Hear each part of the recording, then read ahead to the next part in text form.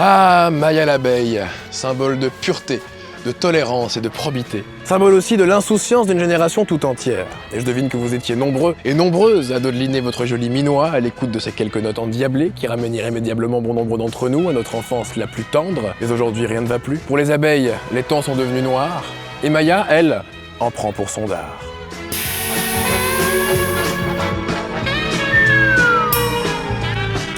Générique.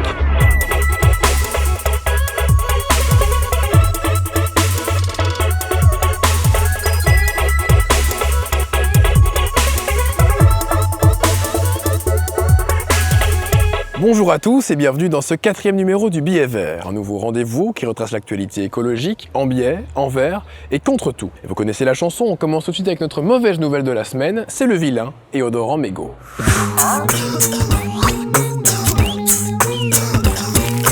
Pour entamer les hostilités, voici d'abord quelques chiffres. Aux États-Unis, le nombre total de ruches diminue de 35% chaque année. En Europe, près de 10% des espèces d'abeilles sauvages sont aujourd'hui menacées d'extinction. En ce qui concerne les abeilles domestiques, celles que nous élevons pour produire le bon miel, ce chiffre s'élève à près de 25%. En France, comme nous vous l'apprenions dans notre premier épisode, ce ne sont pas loin de 300 000 ruches qui disparaissent tous les ans. Selon les régions, le taux de mortalité des abeilles varie de 30 à 80%. Pour les apiculteurs, il s'agit donc d'une véritable catastrophe socio-économique, mais autant vous dire que l'ampleur des dégâts est très loin de s'arrêter là.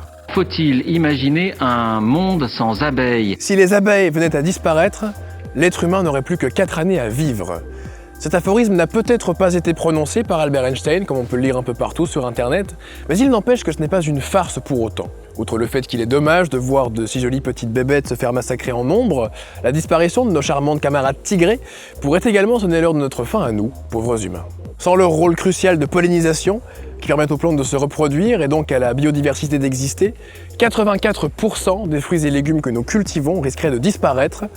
Plus d'un tiers de notre alimentation dépend directement des abeilles. S'il n'y en a plus, l'espèce humaine pourrait donc elle aussi se trouver très clairement menacée, ce qui ne nous arrange pas.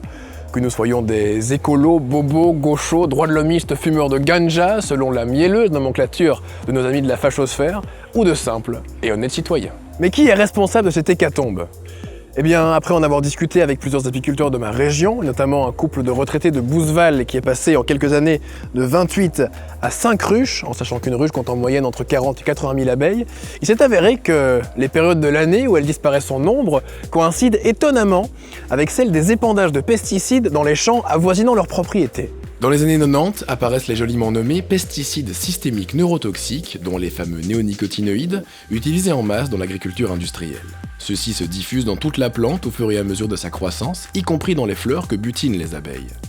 Confrontées à ces produits toxiques, elles sont désorientées, se refroidissent, ne retrouvent plus leur ruche et finissent par développer des maladies neurodégénératives qui entraînent la mort en quelques jours.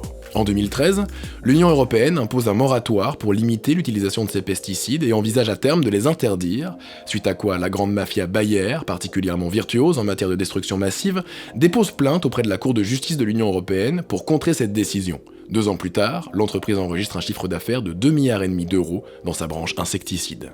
Aujourd'hui, les néonicotinoïdes sont toujours massivement utilisés. Et si les témoignages sur le terrain ne suffisent pas à convaincre les plus insectisceptiques, de récentes études à très grande échelle ont enfin confirmé de façon claire et précise le rôle crucial de ces pesticides dans le déclin des abeilles. Vous les trouverez dans la description de cette vidéo. Ouais mais Félicien, tu parles beaucoup des pesticides, mais il y a aussi le varroa. Le varroa ? Eh oui, le varroa. Cet acarien parasite importé dans nos régions par les abeilles asiatiques est également une réelle préoccupation pour bon nombre d'apiculteurs. Mais il est aussi, bien malgré lui, l'idiot utile des criminels en col blanc dont nous vous parlions il y a un instant. Ainsi, pour les grands industriels, ce serait lui le responsable du déclin des abeilles. Un déclin que nous observons depuis une vingtaine d'années seulement, avec une nette intensification ces derniers 10 ans, alors que le varroa, lui, existe chez nous depuis le tout début des années 80. Mauvais timing, donc. En Chine, après des années d'épandage de pesticides, ce sont désormais des hommes, perchés dans les arbres, qui se chargent de la pollinisation.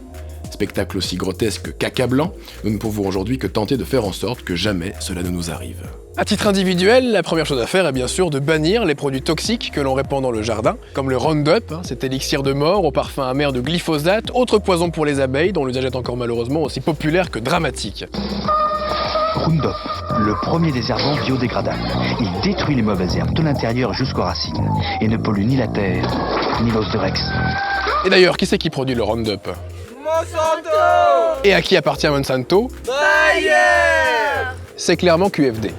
Bien, je pense qu'il est grand temps maintenant de passer aux bonnes nouvelles de la semaine, c'est le kiwi. Et c'est tout de suite. Celui d'aujourd'hui est décerné aux différents sanctuaires pour abeilles qui commencent à fleurir un peu partout, et notamment en France, sur l'île d'Ouessant, au large de la Bretagne, dans le Finistère, qui incarne aujourd'hui un refuge pour plus de 10 millions d'abeilles noires. À 18 km au large de la première terre agricole, l'abeille noire d'Ouessant ne subit pas les fléaux et autres parasites que subissent les insectes du continent. Les ruches sont indemnes de varroa, indemnes des virus que le varroa a propagés sur le continent. Et puis effectivement dans un environnement complètement sain, sans agriculture intensive, donc sans utilisation de pesticides, insecticides et autres, quoi. L'état sanitaire exceptionnel des ruches fait qu'effectivement la production de miel de cette abeille est un miel d'une qualité exceptionnelle. Il en existe d'autres, notamment à Arles, où la mairie a récemment transformé une ancienne friche urbaine de 3 hectares en espace protégé et labellisé Territoire à énergie positive, sur lequel s'est installé un rucher école qui vise à éduquer les générations à venir à la beauté, à la complexité et à l'importance capitale des abeilles tout en les protégeant. Mais si ces différents sanctuaires incarnent un beau message d'espoir, de résistance et de construction, cela ne pèse malheureusement pas bien lourd face à l'ampleur de la catastrophe. Mieux vaut prévenir un cancer que tenter de le guérir avec de l'arnica. Il semble que la seule solution durable pour cesser de nous enliser dans cette pulsion de mort abominable qui causera notre perte, eh bien c'est d'interdire ces différents pesticides une fois pour toutes. Il y a 20 ans, ils n'existaient pas. On va nous faire croire qu'ils sont indispensables. Nous vous joignons dans la description de cette vidéo une série de pétitions pour pester contre les pesticides. Je vous demanderai de bien vouloir les signer puis de les partager autour de vous. Quant à nous, on se retrouve très bientôt sur la page Facebook du Billet Vert.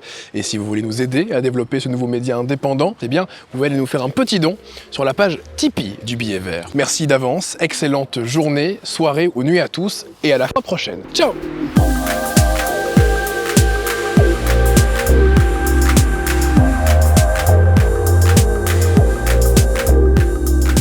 Si vous êtes resté jusqu'ici, c'est que cette vidéo vous a intéressé, auquel cas vous aurez peut-être envie de nous donner vraiment un grand coup de main.